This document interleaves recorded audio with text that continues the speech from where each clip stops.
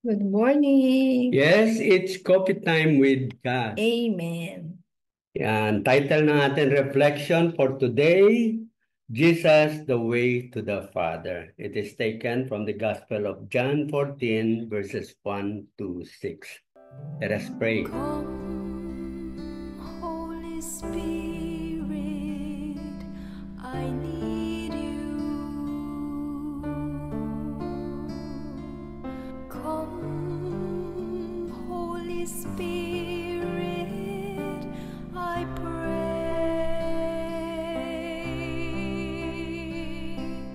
Come with your strength and your power. Come in your own special way. Come like a spring in the desert.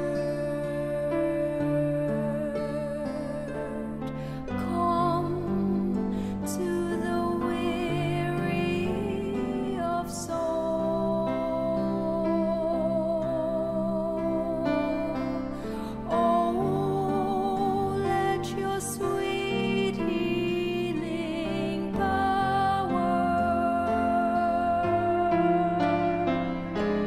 touch me and make me whole. A reading from the Holy Gospel according to John. Jesus said to his disciples, "Do not let your hearts be troubled. You have faith in God. Have faith also in me. In my Father's house there are many dwelling places.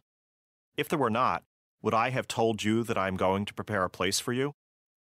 And if I go and prepare a place for you, I will come back again and take you to myself, so that where I am, you also may be. Where I am going, you know the way." Thomas said to him, "Master, we do not know where you are going. How can we know the way?" Jesus said to him, "I am the way, and the truth, and the life. No one comes to the Father except through me." The Gospel of the Lord.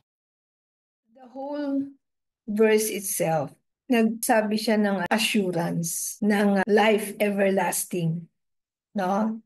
Sa pag nag-follow sa kanya. So, ang parang napili ko dito yung sabi niya na, I will come back again and take you to myself.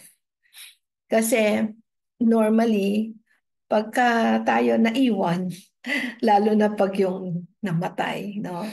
Yan lagi yung ano natin, yung lungkot natin eh. Naku, wala na, lalo yung nyari asawa, anak, or kamag-anak, kaibigan.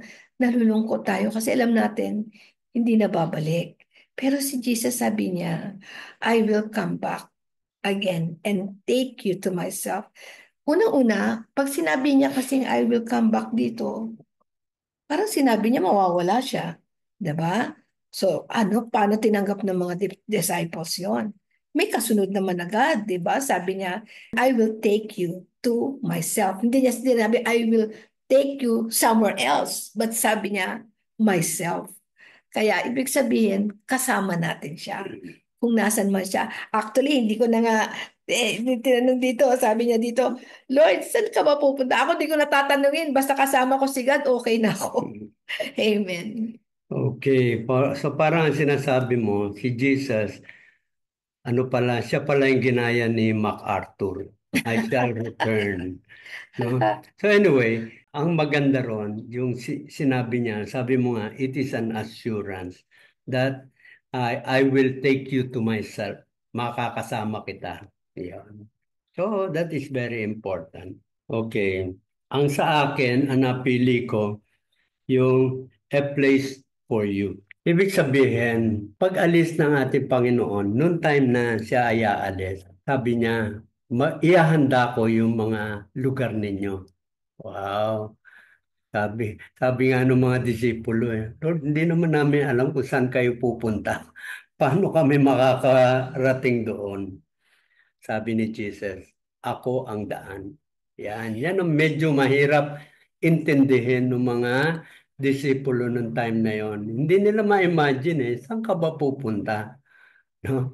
Tapos yung mga place na yon, parang wala silang ma-imagine na hindi nila ma-picture out. Ano ba yung place na yun kaya? But hindi nila maintindihan na ang sinasabi ng ating Panginoon, yan na yung eternal life. A life with Jesus. Ayan. So yun na-pick up dito sa gospel na ito. The assurance of Jesus. Yeah. Okay, so self-explanatory yung yung message mo, no? Yung place, yan yung life eternal, yung the place where we can live forever. Yeah. But with Jesus. Jesus. Yan. Okay. So ang message, ang parang gustong sana natin matanggap na message ngayon, no, for me, yung yung happiness because of the hope that God has given us. No, yun nga sinabi ko na He will come back for us. Huwag po tayong malungkot dahil feeling natin, di ba ngayon, no, hindi mo pwede sabing iniwan dahil noong panahon yun eh. Ang sinasabi ko, na pag may kunyari may problema tayo, nagdadasal tayo, feeling natin hindi tayo sinasagot ni Lord.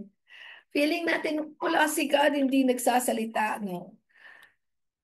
Ang sabi niya, basta't gawin lang natin yung kalooban niya. Alam naman natin yun kung ano yung mga kalooban niya, no?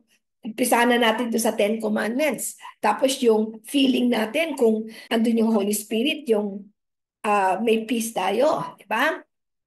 And kahit hindi mo nakikita siya o yung movement or something, yung assurance dito na I will be back for you. Yan. Kasi inaayos pa yan, di ba tayo pag may bisita, huwag mo na kayo pupunta, mga alas 10 pa kasi maglilinis pa ako eh. So ganun si Lord, no? Piniprepare niya yung place natin. And then kunin niya. Tsaka tayo rin mismo. We are preparing our soul, no? Yung ating katauhan para bago tayo pumunta sa langit. Hindi tayo basta pwede pumunta doon ng masama tayo, no? Yung ugali natin hindi acceptable. So, tayo rin yung nagpe-prepare para makuha tayo. Hindi rin tayo papapasukan kung hindi tayo prepared, di ba? So may effort din sa atin, pero wag tayong mawala ng pag-asa kasi yung effort natin andyan pa rin at wala talaga tayong katalo-talo. Kailangan lang tayong magpakumbaba at humingi ng tulong na hindi natin to kaya kung wala si God. And then lahat ng tulong ibibigay na niya sa atin. And then, yan na, dadating na time na He will come back to get us. Yan. Yeah. So parang ang sinasabi mo, ang imagine natin, parang a place for us. Ang imagine natin, yung kanyang pangako na eternal life. Sabi pa niya, babalikan niya tayo para dalhin tayo sa kanya. So, sabi nga, it is really trust in Jesus na yung pagdadala niya sa atin is something that is so beautiful that we cannot imagine. Kaya wag na natin imagine yun kasi it cannot be, hindi mo ma-describe yung place na sinasabi niya. It is something that is heavenly. Yeah. Kaya mahirap i-describe yan kasi tayo pagka i-describe natin, ano kaya yung parang anong klaseng buhay kaya yun nandun? Yung It is inisip trust. natin na masayang buhay dito, wala po sa kalingkingan yun. Yeah. So ngayon, ang isa sa message siguro sa atin, yung sinabi niya, paano tayo makakarating dun sa kanya? So, Jesus is the way. Kung Jesus is the way, ibig sabihin sa ating paglalakbay, lagi natin dapat kasama ang ating Panginoon. As much as possible, huwag tayong mahihiwalay sa Kanya. That means, huwag tayong mag-disobey sa Kanya mga utos. Try to follow everything na sinasabi ng ating Panginoon, full of trust. Walang pagdududa na yun ay para sa ating kabutihan. Ngayon, paano ba natin magagawa yon? isa na rito yung ating pagsaserve sa church. We will be able to know everything. How will we always be connected sa ating Panginoon? Etong ginagawa natin na gospel reflection, malalaman natin sa tagal ng ating buhay na araw-araw ay tayo nagre-reflect sa kanyang salita, we will be able to fully know, understand yung mga gustong paggawa sa atin ng ating Panginoon. And eventually, habang ginagawa natin yun, we will experience the love of God at kung paano niya tayo sinasabayan sa ating paglalakbay. Tayo naman dito, in the earthly kingdom, tayo naman ay magsama-sama. Sabi nga ni Pope Francis, we walk together as families so that we will be able to uh, parang mag-aakayan. We will be able to inspire one another to walk joyfully and with full of trust that in the end, sama-sama pa rin tayong papasok sa kaharian ng Diyos. Yeah. Ano ang example ng atin na experience dito sa ating pagsasilbi sa simbahan? Minsan tayo ay sumusobra din. Kasi sabi nga ng ating Panginoon I will give you gifts na gagamitin ninyo yan sa inyong paglilingkod. Minsan, hindi naman natin natanggap pa yung gift. We want to give everything that we want to give. Ibig sabihin na ano ka, yung si ganito, bakit siya ang galing-galing magsalita, bakit siya parang ang dami niyang pera. So, you want to do the same thing that those person na binigyan ng special gift ni God, magagawa mo rin. You will only be frustrated because hindi yan ang ibinigay sa iyo ni God to proclaim His goodness and His love. Siguro isa yan sa ipagdarasal natin na bigyan tayo ng grasya ni Lord na makita talaga natin kung ano yung gift na binigay niya sa atin. Hindi po natin tinitingnan yung iba at gagayahin natin yung gift nila. So, mapofrustrate ka kasi kung hindi mo magagawa, malulungkot ka. Hindi mo alam na meron ka palang ibang gift. At saka dapat din, makontento tayo kung ano yung gift na kaya mong gawin. Halimbawa, meron akong gift na marunong ako mag-explain, marunong akong magsalita. No? Ngayon, ang gift na yan, siyempre meron na akong trabaho, binibigay ko lang yan weekends. Now, if there is somebody na pumunta sa'yo ng weekday, you will find time. Kasi nangangailangan yung tao na yon. Binigyan ka, hindi ba? So, complacent ka. Halimbawa, dumating sa'yo ng Thursday, pero hindi mo pinagbigyan sa'yo, hindi, weekend lang talaga inaalat kong time para dito sa service na ito. Yun yung sinasabi ko, may sakripisyo. There will come a time na meron padadala si God sa'yo at unexpected time. So yan yung magiging parang sabi, naku, ang hirap nito Alam but mo, I have to do this. Alam mo, ang ano ko dyan, kasi tayo nangyayari sa atin yan. Lalo na po kung nasa counseling kayo, yung gano'n, yung accompaniment, hindi mo po masasabi kung maraming hihingi ng tulong sa inyo, yung gano'n, or 24/7, di ba? Alam ni Lord yung capacity namin, lalo na senior rin kami. Alam ni Lord na hindi ba kami pwedeng magising ng madaling araw para sumagot ng telepono, pero open yung phone namin, Tapos yung sa simbahan, pwede kaming tawagan kahit anong oras. Pwede po naming isipin yun na, naku, wag na natin gawin ito para hindi natin to kakayanin. Pero ipinasa Diyos po namin dahil sabi namin, Lord, kung ito yung gift mo sa amin, magtutuloy-tuloy to, no? Na hindi kami nag-ano nang yung iba kasi yung effort na sacrifice kasi yung nagpipilit ka. Diba? So ngayon, parang kunyari, gusto mo ng maraming appointment, ay naghahanap pa talaga ng mga, yun hindi eh. Si God ang nagbibigay sa atin Yes, kung oo. sino ang kakausapin. Kasi alam niya, si God controls our time, di Mm. ba? So, alam din niya yung kapasidad natin kung hanggang ilan yung kaya nating taong kausapin. Alam din niya kung marami tayong schedule. So, inaayos niya lahat yun. Kaya hindi Mm. kami natatakot sa mga responsibilities namin kasi ipinapasa Diyos namin. But of course, on our part, kung ano yung responsibility, ginagampanan namin. Sabi nga ni June, kung dumating yung time na sabi mo Thursday lang, tapos dumating ng Wednesday, pero tinignan mo, bakante ako ah. Oh, pwede mong tignan. Mm. Inayos ni God yon.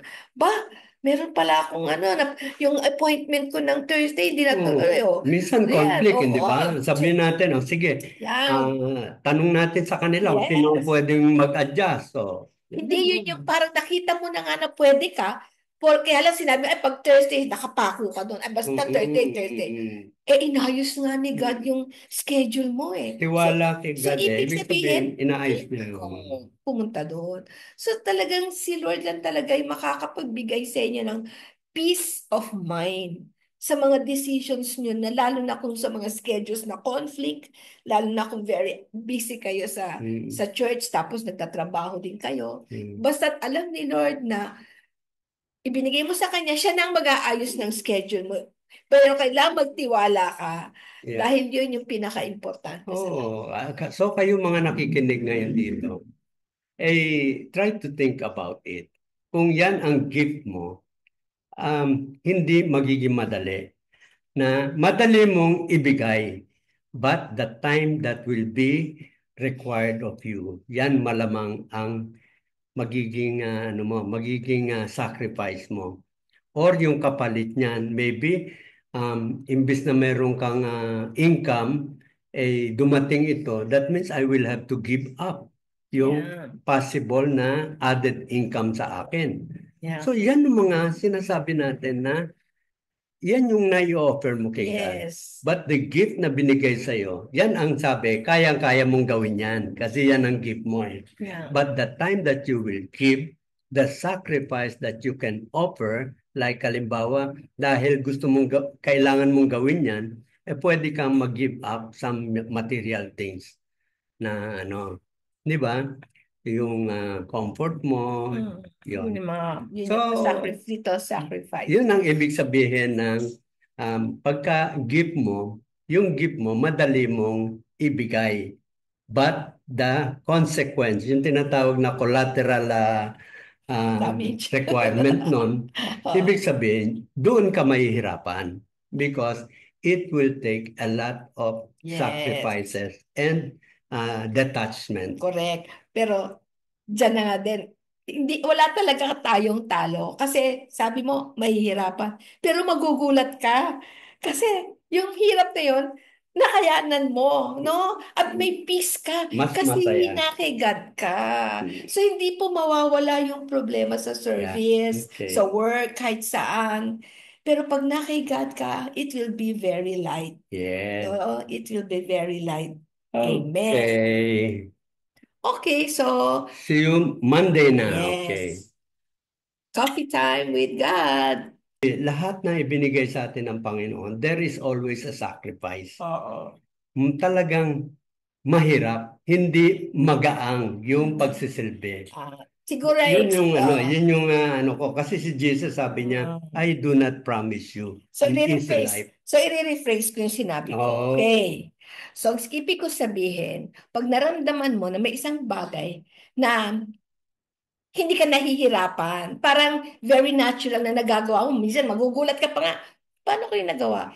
That can be your gift. Okay? So, now, kailangan mo sabihin kay Lord na, Lord, nagawa ko yun, pero tulungan mo ako kung papaano ko pa yun, Ayan. lalo mapapala. Maganda yung usapan natin na yan.